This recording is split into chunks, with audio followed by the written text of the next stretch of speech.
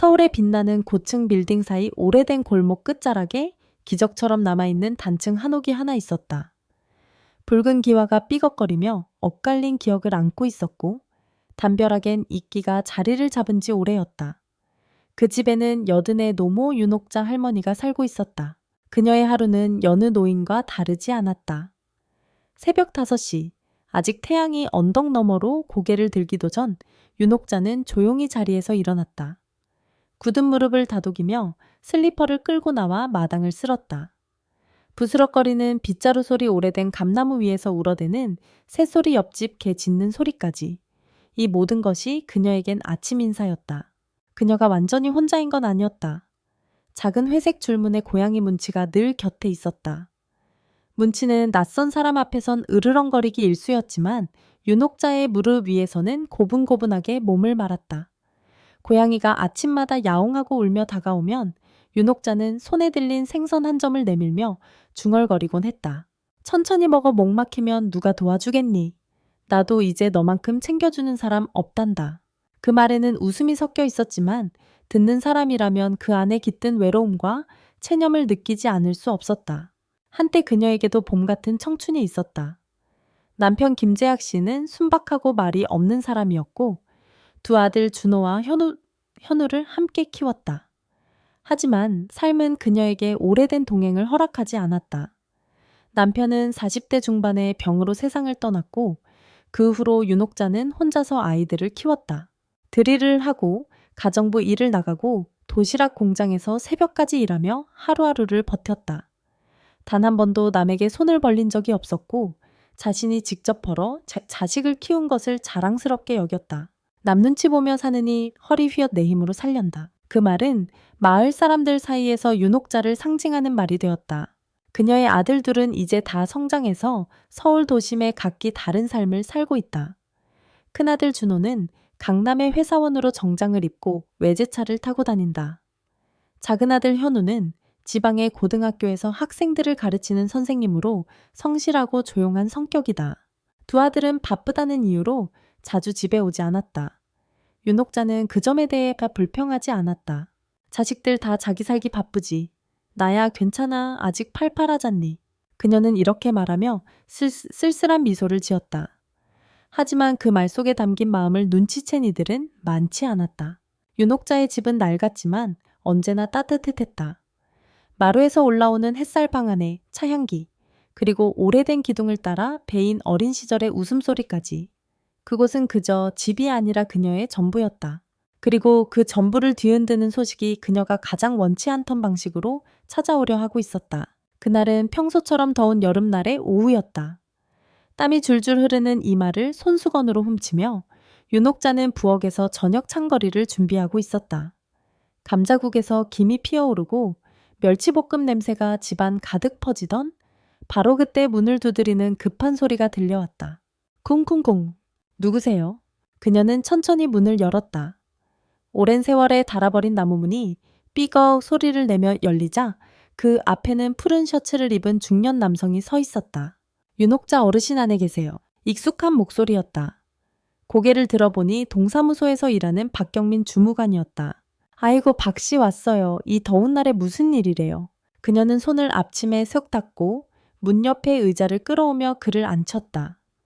박 주무관은 앉자마자 손에 들고 있던 서류 뭉치를 탁자에 내려놓았다. 다름이 아니라요. 어르신 댁이 속한 이 지역이 재개발 구역으로 지정됐습니다. 3개월 안에 이주하셔야 해요. 그 말은 전혀 준비가 안 된 윤옥자의 마음을 번개처럼 내려쳤다. 뭐라고요? 그녀는 눈이 휘둥그레졌고 귀를 의심했다. 여기서 몇십 년을 살았어요. 여긴 제 남편하고 아이들이랑 살던 집이에요. 여길 떠나라고요. 박 주무관은 난감한 표정으로 도면과 서류를 펼쳤다. 시에서 보상금 50억 원까지 책정됐습니다. 서울 기준으로 최고 수준이에요. 하지만 그 말은 윤옥자의 귀에 들어오지 않았다. 50억 원이라는 거금도 그녀에겐 아무 의미가 없었다. 그녀는 시선을 거실로 돌렸다. 한여름 더위에도 땀 뻘뻘 흘리며 물걸레질했던 마룻바닥 남편과 마주 앉아 처음 밥을 지어 먹던 부엌, 그리고 아이들과 추운 겨울 난로를 둘러싸고 이야기하던 다다미방. 모든 것들이 스쳐 지나갔다. 벽에 갈라진 자국 감나무 아래 벤치 오랜 세월 몸에 익은 집 냄새까지. 이건 단순한 부동산이 아니라 그녀의 인생이었다. 안 돼요. 저 여기 못 떠나요. 그녀의 목소리는 떨렸고 손은 무릎 위에서 가늘게 떨리고 있었다. 박 주무관은 눈을 내리깔며 조용히 말했다. 어르신, 죄송하지만 이건 시의 방침이에요. 이사 준비는 빨리 하셔야 해요. 그는 인사를 하고 자리에서 일어났고 윤옥자는 허망한 눈으로 닫히는 문을 바라보았다. 그날 저녁 그녀는 오래된 나무 벤치에 앉아 마당을 바라보았다. 감나무 잎 사이로 스며드는 바람이 얼굴을 스치고 지나갔다. 문치는 그녀의 무릎 위로 올라와 짠다다나 머리를 비볐다. 예다. 그녀는 문치의 등을 천천히 쓰다듬으며 중얼거렸다. 여긴 내가 사는 집이 아니야. 여긴 내 심장이야. 밤이 깊었다. 하지만 그녀는 도저히 잠을 이룰 수 없었다. 결국 지팡이를 짚고 동네 입구의 작은 찻집으로 향했다. 그곳에는 늘 그 자리에 앉아있는 이웃 할아버지 남대수 씨가 있었다. 윤 여사님, 얼굴이 왜 그리 어두워요? 그녀는 조용히 앉아 차 한 잔을 시켰고 박 주무관이 가져온 소식을 그대로 전했다. 남대수 씨는 깊은 한숨을 쉬었다. 나 같으면 50억 받자마자 요양원에 들어가겠소. 그게 편하지 않겠어요? 자식들도 잘 돌봐줄 테고. 하지만 윤옥자는 고개를 천천히 저었다. 이 집은 그냥 건물이 아니에요. 여기엔 내 남편이 있어요. 내 청춘도 있고 내 아이들 웃음도 있고. 남대수 씨는 말없이 고개를 끄덕였다. 그 또한 이해했다. 나이 든 사람들에겐 물리적인 공간이 아닌 기억이 더 중요하다는 걸. 며칠을 뜬 눈으로 보내고 나서야 윤옥자는 결심을 굳혔다. 그녀는 조용히 집 전화를 들어 두 아들에게 연락을 걸었다. 준호야, 현우야. 엄마가 할 얘기가 있어서 그래? 이번 주말엔 꼭 좀 내려와 주렴? 그 목소리는 평소와 달랐다. 단호했지만 어딘가 떨림이 있었다. 전화를 끊고 나서도 그녀는 한참을 수화기를 바라보다가 한숨을 내쉬었다. 그리고 이틀 뒤 아들 둘은 정말로 집으로 내려왔다. 먼저 도착한 건 큰아들 김준호였다. 검정색 수트 차림에 반짝이는 외제차를 몰고 와 현관 앞에 멋들어지게 섰다. 엄마 오랜만이에요. 그의 미소는 환했지만 눈빛은 어디까지나 형식적이었다. 윤옥자는 그 미소 속에 담긴 계산을 읽을 수 있었다. 조금 늦게 도착한 둘째 아들 김현우는 그와는 사뭇 달랐다.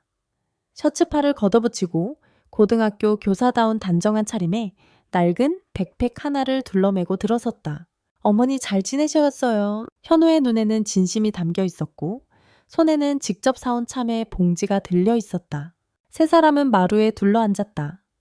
찻잔에서는 국화차 향이 은은히 피어올랐고 윤옥자는 천천히 입을 열었다. 내가 살고 있는 이 집. 시에서 재개발한댄다. 3개월 안에 비워줘야 한대. 두 아들의 눈이 동시에 커졌다. 보상금으로 50억을 준다더구나. 그 말에 준호의 눈동자가 순간적으로 반짝였다. 그는 찻잔을 내려놓고 상체를 앞으로 기울였다. 50억이요? 세상에 그 정도면 너무 좋은 조건 아닌가요, 엄마? 그럼 이사 준비는 어떻게 하실 생각이에요? 윤옥자는 차분하게 말했다. 엄마는 아직 생각 중이란다. 어디 갈지도 아직 정하지 못했어. 준호는 눈을 가늘게 뜨고 어딘가 머릿속으로 계산하는 듯한 표정을 지었다. 엄마 솔직히 말씀드릴게요. 그 돈 그냥 두기엔 너무 아까워요. 제가 요즘 큰 프로젝트를 하나 준비 중인데 투자만 하면 몇 배로 불릴 수 있어요. 엄마가 도와주시면. 그 순간 윤옥자는 아들의 눈을 바라보았다. 그 안엔 따뜻함이 아닌 차가운 욕망만이 가득했다. 그러니까 내 말은 엄마 돈을 네가 써보겠다는 거구나. 준호는 당황하지도 않았다. 아니 결국 다 가족이잖아요. 제 사업이 잘 되면 엄마가 원하시는 거 다 해드릴 수 있어요. 좋은 아파트도 요양병원도 간병인도. 윤옥자의 가슴은 조용히 무너져 내렸다. 어느 순간부터 그녀는 아들의 프로젝트 속 투자처가 되어 있었다. 말이 채 끝나기도 전에 조용히 듣고만 있던 현우가 입을 열었다. 형 그게 무슨 말이야. 그건 엄마 돈이야. 준호는 코웃음을 쳤다. 넌 뭘 알아. 넌 맨날 시골에서 교사질이나 하면서 서울 물도 제대로 못 마시잖아. 난 적어도 엄마한테 손 벌리지 않아. 그 말에 순간 거실이 얼어붙었다. 현우는 윤옥자 쪽으로 몸을 돌려 조용히 말했다. 엄마 우리 집으로 오세요. 방도 따로 있고 같이 살면 훨씬 편할 거예요. 그 말에 준호가 벌떡 일어섰다.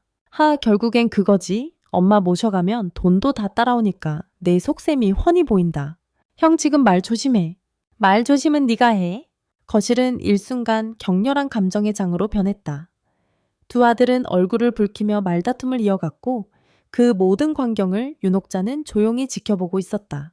그녀의 손은 무릎 위에서 가늘게 떨리고 있었고 눈동자는 멀리 과거를 바라보는 듯 공허했다. 그녀는 마침내 입을 열었다. 그만해라, 다들. 두 아들은 동시에 말싸움을 멈추고 어머니를 바라보았다.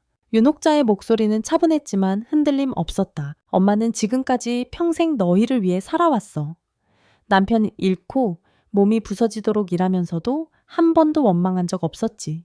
하지만 지금은 너희에게 물어보고 싶다. 이젠 나를 돈으로만 보는 거니? 준호는 입술을 깨물었다. 현우는 말없이 고개를 숙였다. 그래서 말인데 이번엔 내 인생을 내가 정하고 싶구나. 이 돈 누구에게도 주지 않을 거야. 엄마가 쓸 거야. 그리고 누구 집에도 안 갈 거야. 거실은 무거운 침묵에 잠겼고 윤옥자는 조용히 자리를 떴다. 그녀의 발걸음은 흔들렸지만 마음은 더없이 단단했다. 며칠 후 이른 새벽, 햇살조차 마당에 닿지 않던 시간. 윤옥자는 조용히 자리에서 일어나 두 눈으로 집안을 마지막으로 둘러보았다. 나무 기둥마다 얽힌 세월 벽에 걸린 누렇게 빛바랜 가족사진 마당, 가장자리에 낡은 고무신 한 켤레. 문치는 그녀의 발 옆을 돌며 이상한 기운을 느낀 듯 낮게 울었다. 우리 이제 가자 문치야. 그녀는 커다란 보자기에 옷 몇 벌과 수첩 남편 사진 하나를 정성스레 싸넣었다. 그 외엔 아무것도 챙기지 않았다. 윤옥자는 대문 앞에 서서 천천히 돌아보았다. 잘 있어라. 내가 여기에 살았다는 걸 이 벽돌들이 기억해주면 좋겠다. 그녀는 조용히 문을 닫고 천천히 골목을 빠져나갔다. 새벽 바람이 옷깃을 스치고 지나가자 눈물이 살짝 고였지만 닿지 않았다. 아무도 보지 못한 이별이었고 누구에게도 말하지 않는 결심이었다. 그날 오전 동네가 술렁이기 시작했다. 윤 여사님이 갑자기 집을 비우셨다더라. 50억 보상금 받았으면 자식들한테 좀 나눠주시지. 그 나이에 돈이 뭐가 필요하다고 들리는 말로는 요양원도 안 가신다더군. 소문은 순식간에 퍼졌고 동네 아주머니들은 슈퍼 앞에 모여 수군거렸다. 하지만 윤옥자는 들려오는 그 모든 말에 흔들리지 않았다. 누구도 내 삶을 대신 살아줄 수는 없지. 그녀는 몇 곳의 부동산을 들렀지만 나이 많다는 이유로 거절당하기 시의 일쑤였다. 죄송합니다 어르신. 혼자 사시는 분은 임대가 어렵습니다. 계약서 작성도 쉽지 않을 것 같네요. 그러다 마지막으로 들른 곳은 다소 허름한 외관을 가진 작은 호텔이었다. 프런트에 앉아있던 젊은 남자 직원이 다소도 놀란 표정으로 일어났다. 어르신? 예약하셨어요. 아니요. 방이 있나 해서요. 한 달 정도 지낼 생각인데 혹시 월세처럼 쓸 수 있는 방 있나요? 직원은 살짝 당황한 듯 했지만 곧 밝게 웃었다. 네, 물론이죠. 오히려 장기 투숙은 저희도 좋아요. 방이 조용하고 햇살 잘 들어오는 쪽으로 드릴게요. 그렇게 윤옥자는 서울 외곽의 작은 호텔 2층에 자리를 잡았다. 방은 크지 않았지만 깔끔했고 창문 너머로 조용한 골목이 보였다. 하얀 침대 시트, 베이지 커튼 책상 하나, 작은 화분 하나. 문치는 소파 위에 올라가 몸을 동그랗게 말고는 곧바로 잠들었다. 하지만 윤옥자는 침대에 누워도 좀처럼 눈을 감을 수 없었다. 왜 이렇게 낯설지? 이불도 푹신한데 왜 내 방 같지가 않지? 다음날 아침 그녀는 로비 아래에 가니 식당에서 제공되는 아침을 조용히 먹었다. 계란 후라이, 토스트, 우유. 음식은 정갈했지만 아무도 그녀에게 말을 걸지 않았다. 그녀는 그날 하루 종일 방 안에 머물렀고 오후가 되어 외투를 걸치고 근처 시장으로 걸어나갔다. 작은 생선 가게, 어묵 국물 끓는 포장마차 채소 파는 할머니. 그 모든 풍경이 낯설면서도 애틋했다. 그립구나, 우리 동네 시장 냄새가. 저녁 무렵 문치를 위해 생선 한 토막을 사와 구워주고 있을 때 누군가 방 문을 두드렸다. 똑똑. 네. 문을 열자 로비에서 봤던 젊은 남자 직원이 서 있었다. 어르신 불편하신 건 없으세요? 오늘 하루 종일 안 나오셔서 혹시 식사는 하셨는지 걱정돼서요. 윤옥자는 순간 말을 잃었다. 뜻밖의 친절에 목이 메인 듯 고개를 끄덕였다. 이름이 뭐니? 민재입니다. 강민재. 호텔 프런트 담당이에요. 혹시 뭐 필요하신 거 있으시면 언제든 말씀하세요. 그래? 고맙구나, 민재야. 처음으로 그녀는 이 낯선 곳에서 사람의 온기를 느꼈다. 그날 밤 그녀는 호텔 1층 카페에서 차를 한 잔 주문했다. 직원인 서혜진 씨가 조용히 웃으며 따뜻한 유자차를 내주었다. 어르신 요즘 어르신 혼자 오시는 분들 종종 계세요. 편하게 지내다 가시면 됩니다. 내 나이에 호텔이라니 내가 좀 특이하지. 특이하시기보다 용기 있으신 거죠. 서혜진의 그 말에 윤옥자는 가만히 미소 지었다. 그 순간 그녀는 아주 오랜만에 편안한 따뜻함을 느꼈다. 익숙한 것이 사라진 자리에 낯선 것이 채워질 수도 있다는 걸 그녀는 아주 천천히 배워가고 있었다. 호텔 생활이 조금씩 익숙해질 무렵 윤옥자는 매일 아침 창문을 열어 햇살을 맞았다. 마당 없는 공간이었지만 조용한 골목을 내려다보며 문치를 안고 있는 그 시간이 유일한 평온이었다. 그녀는 이제 시장도 익숙해졌다. 고정된 가게는 없었지만 매번 비슷한 시간에 찾아가니 상인들도 그녀를 알아보게 됐다. 어르신 오늘도 오셨네요. 지난번 고등어 맛있게 드셨어요. 내 문치가 제일 좋아하더구나. 그 대화는 짧고 단순했지만 그녀의 하루를 채워주는 작은 따뜻함이었다. 그러던 어느 날 밤 이상하게도 몸이 무겁고 어지러웠다. 처음엔 단순한 피로련이 하고 넘겼지만 시간이 갈수록 허리가 저리고 머리가 띵했다. 자고 나면 낫겠지. 그녀는 그렇게 생각하며 침대에 누웠지만 한밤중 갑작스럽게 들이치는 어지럼증에 몸을 가눌 수 없었다. 여이크! 손으로 휴대전화를 잡으려 했지만 손이 떨려서 버튼을 제대로 누를 수 없었다. 문치는 그녀의 다리 옆에서 울기 시작했다. 야옹, 야옹. 그 울음소리가 마치 도와달라는 신호처럼 방 안을 메웠다. 그때였다. 어르신 괜찮으세요? 문이 빠르게 두드려졌고 이어서 문이 열리며 민재가 얼굴을 들이밀었다. 방에 불도 안 켜지고 이상해서 올라왔는데? 그는 그녀의 창백한 얼굴을 보자마자 소리를 질렀다. 서 대리님, 어르신이 쓰러지셨어요. 잠시 후 서혜진이 달려왔고 두 사람은 윤옥자를 급히 부축해 택시에 태웠다. 병원으로 향하는 길. 윤옥자는 뒷좌석에 누운 채 눈을 감았다. 민재가 손에 찬 물수건을 들고 조심스럽게 그녀의 이마를 닦아주고 있었다. 괜찮으세요? 곧 병원 도착합니다. 그 목소리는 젊었지만 흔들림 없이 따뜻했다. 병원에 도착하자마자 의사들은 그녀를 진료실로 데려갔다. 수액이 연결되고 혈압이 재어지고 각종 검사가 이어졌다. 민재와 서혜진은 병실 복도에서 서성였다. 그녀는 응급처치 후 안정을 찾았고 서서히 눈을 떴다. 눈앞엔 민재가 간호사에게 무언가를 묻고 있었고 서혜진은 조용히 가니 침대에 앉아 있었다.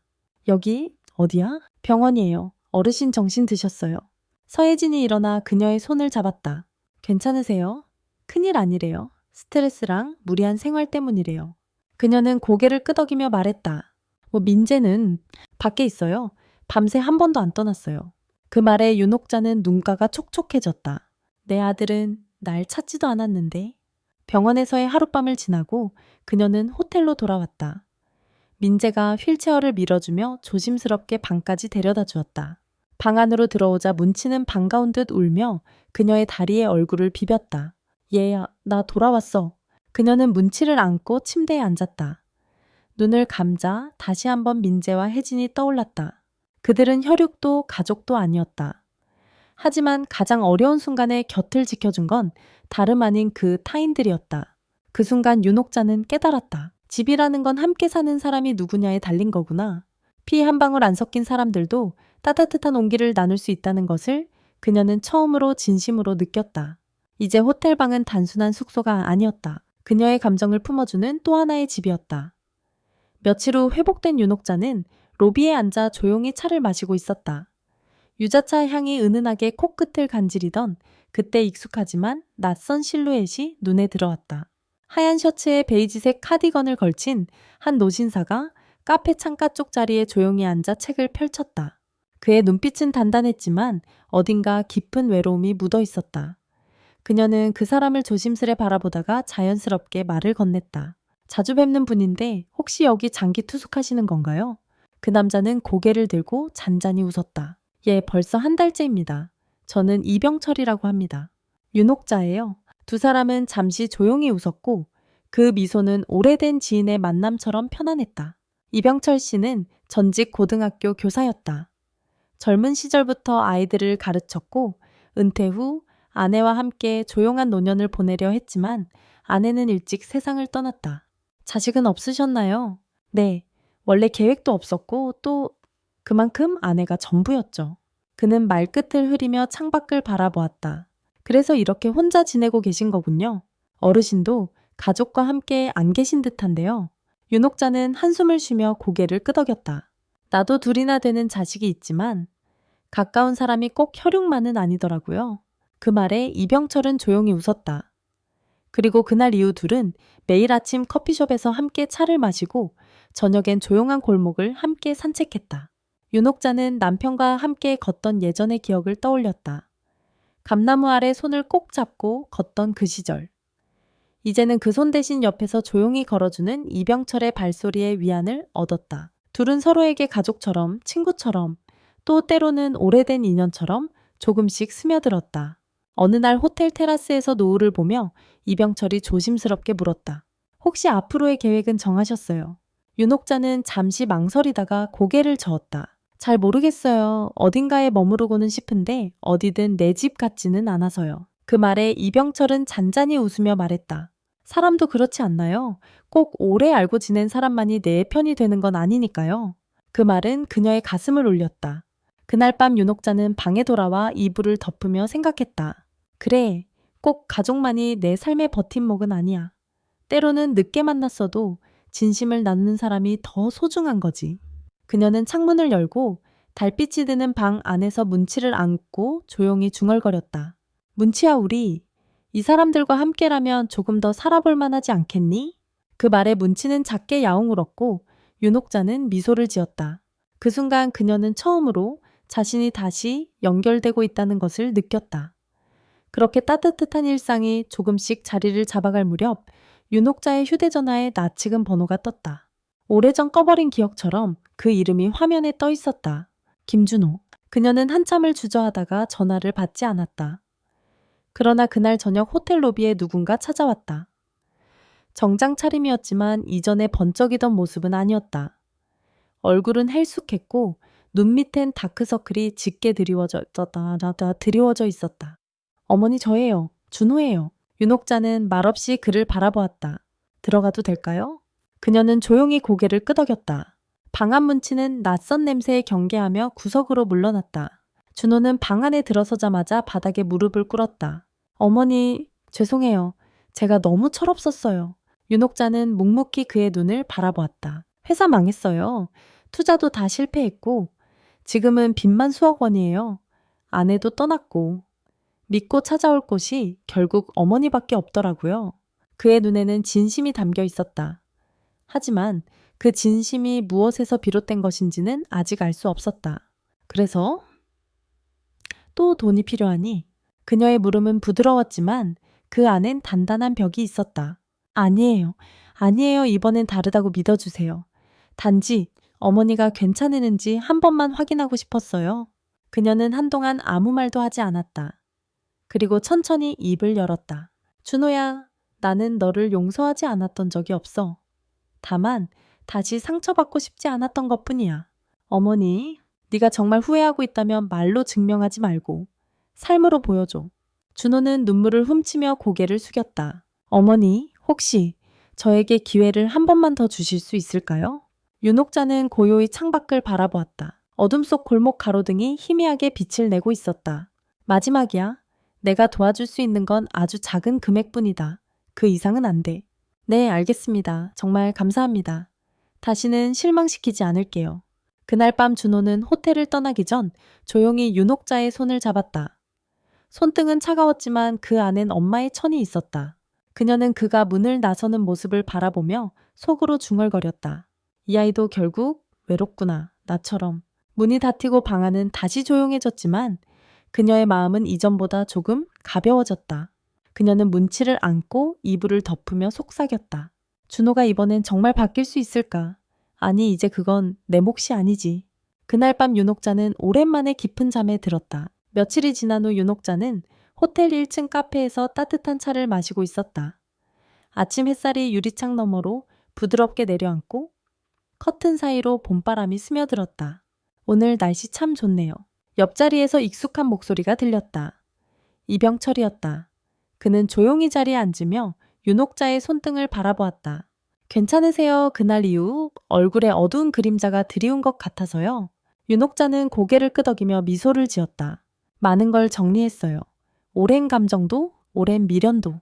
그녀는 찻잔을 들어 조심스럽게 한 모금 마셨다. 이제 정말 떠나야 할 것 같아요. 이병철의 표정이 순간 멈췄다. 어디로 가시려는 건가요? 내 이름으로 된 집. 아주 작고 조용한 곳이면 충분해요. 혼자여도 마음 편한 곳.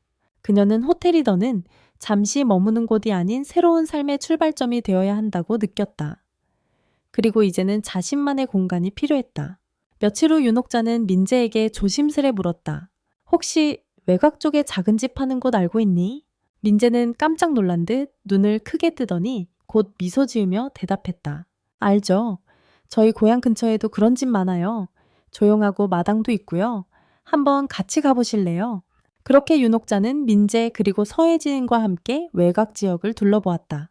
끝내 그녀의 마음을 사로잡은 건 산자락 아래 자리한 작은 주택이었다. 마당엔 조그만 텃밭이 있었고 붉은 벽돌 담장 사이로 담쟁이 덩굴이 흐드러지게 피어 있었다. 그녀는 마당 한복판에 서서 두 팔을 벌렸다. 이곳이라면 새로 시작할 수 있을 것 같구나. 그녀는 곧장 계약을 마쳤고 이사 날이 다가오자 민재와 혜진이 도와 이삿짐을 옮겨주었다. 짐이라 해봤자 많지 않았다. 낡은 보자기 속 남편의 사진, 메모장 두세 벌, 옷, 그리고 문치. 이삿날 저녁 그녀는 마당에 평상을 내어놓고 국화차 한 잔을 마시며 하늘을 올려다보았다.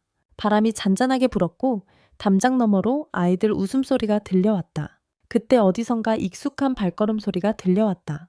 윤 여사님. 고개를 돌리자 이병철이 서 있었다. 손에는 조그만 화분 하나가 들려 있었다. 축하 인사 드리러 왔습니다. 이 화분은 새 출발을 응원하는 의미로 윤옥자는 활짝 웃었다. 고마워요, 이 선생님. 혹시 여기서 가까운 데 사시나요?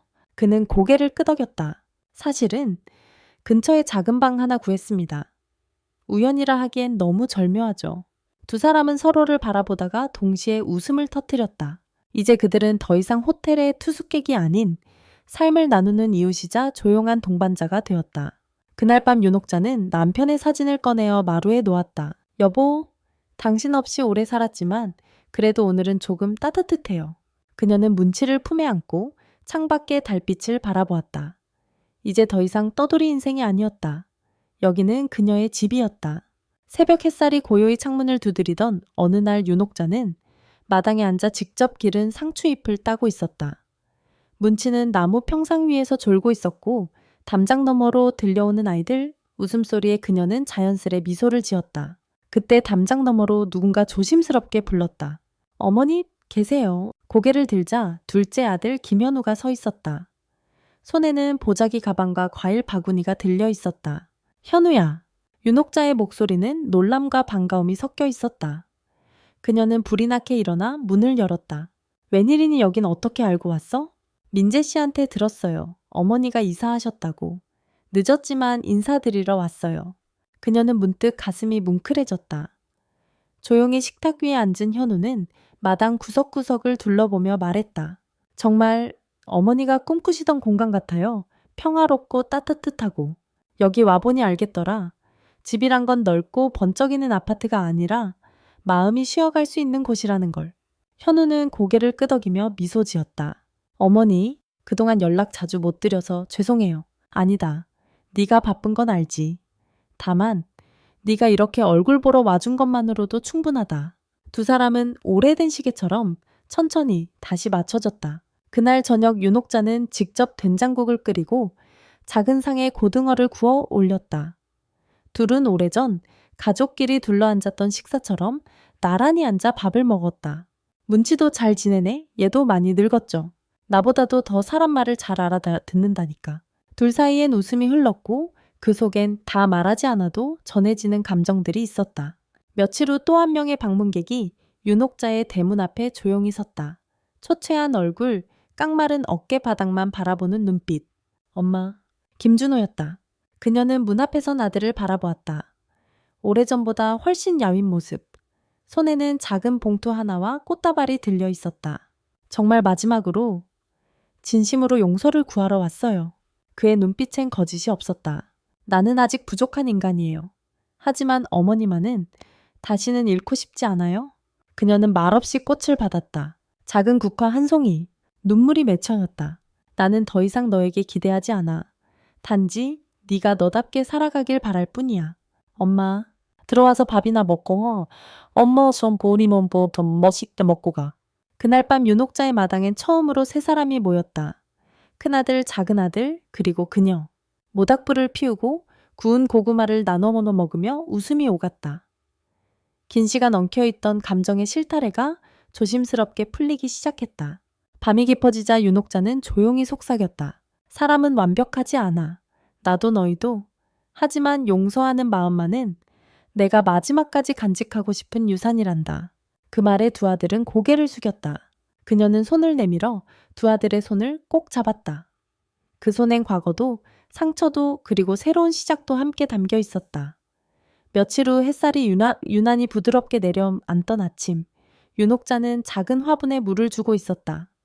텃밭엔 상추와 깨짚이 자라고 있었고 감나무 아래엔 문치가 여유롭게 햇볕을 쬐고 있었다. 이병철은 이미 그녀보다 먼저 마당에 나와 있었다. 그는 의자에 앉아 라디오에서 흘러나오는 클래식 음악을 들으며 차를 우려내고 있었다. 오늘따라 공기가 맑네요. 그녀는 그 말에 고개를 끄덕이며 대답했다. 마음이 고요하니 바람도 더 따뜻하게 느껴져요. 이병철은 차를 따라주며 말했다. 이런 일상이 나에게는 오랜 꿈이었어요. 누군가와 함께 조용히 차를 마시고 말없이도 통하는 그런 관계. 우리 참 늦게 만났네요. 그래도 늦지 않았어요. 삶의 끝자락에서 누군가와 마음을 나눌 수 있다는 게 얼마나 큰 축복인지 요즘 매일 느낍니다. 그녀는 말없이 그의 손등 위에 손을 살포시 얹었다. 따뜻하고 부드러운 온기가 서로의 주름진 손 사이로 퍼져갔다. 그날 오후 현우는 다시 방문했다. 작은 화분과 함께 직접 만든 나물 반찬을 가져왔다. 엄마 어제 고사리 볶았어요. 좋아하시는 줄 알고요. 아이고, 네가 해온 고사리면 꿀맛이지. 저녁 무렵 마당엔 가족이 모였다. 현우, 준호, 이병철, 그리고 윤옥자. 불판 위엔 삼겹살이 구워지고 국화차 향이 은은히 풍겼다. 웃음소리, 이야기, 그리움, 용서, 다짐. 모든 감정이 그날 마당 위에 녹아들었다. 식사 후 윤옥자는 마당 끝 평상에 앉아 밤하늘을 올려다보았다. 별들이 반짝이고 멀리서 풀벌레 소리가 들려왔다. 이제야 진짜 내 인생을 살아가는 기분이에요. 그녀는 천천히 눈을 감았다. 그리고 마음속으로 중얼거렸다. 사람은 결국 자기가 선택한 삶을 살아야 해요. 누구를 미워하지도 말고 누구에게 기대하지도 말고 다만 오늘 하루를 정직하게 따뜻하게 살아가는 것. 그게 내가 배운 가장 소중한 삶의 방식이에요. 마당 끝 감나무 밑에 놓인 사진들 속 남편의 사진이 잔잔히 미소 짓는 듯했다. 문치가 그녀의 무릎 위로 올라와 고개를 기대었다. 그 순간 세상은 조용했지만 윤옥자의 마음은 그 어느 때보다 충만하고 평화로웠다. 늦은 밤 이병철이 조용히 말했다. 윤 여사님, 나이 들어 이렇게 좋은 날들을 만나게 될 줄은 몰랐습니다. 그녀는 미소 지으며 대답했다. 우리 나이의 가장 큰 용기는 아직도 누군가에게 마음을 열 수 있다는 거예요. 그녀의 말에 그는 고개를 끄덕였다. 그리고 그렇게 두 사람은 별이 가득한 밤하늘 아래 그들의 마지막 계절을 함께 맞이하고 있었다. 이 이야기를 끝까지 함께 해주신 여러분, 진심으로 감사합니다. 윤옥자 할머니의 삶을 따라가며 우리는 깨달았습니다. 가족이란 피를 나눈 사람만을 의미하지 않습니다. 진심으로 마음을 나누는 사람, 상처받은 날 옆에 조용히 앉아주는 사람, 그들이야말로 인생의 진짜 가족일지 모릅니다. 혹시 여러분 곁에도 그런 사람이 있으신가요? 혹은 윤옥자처럼 조용히 자신의 삶을 다시 시작해야만 했던 순간이 있으셨나요? 여러분의 이야기를 댓글에 남겨주세요. 그 어떤 사연도 소중하게 읽겠습니다.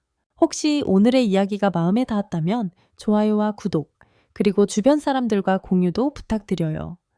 여러분의 한 번의 클릭이 더 많은 사람들에게 따뜻한 이야기를 전할 수 있는 힘이 됩니다.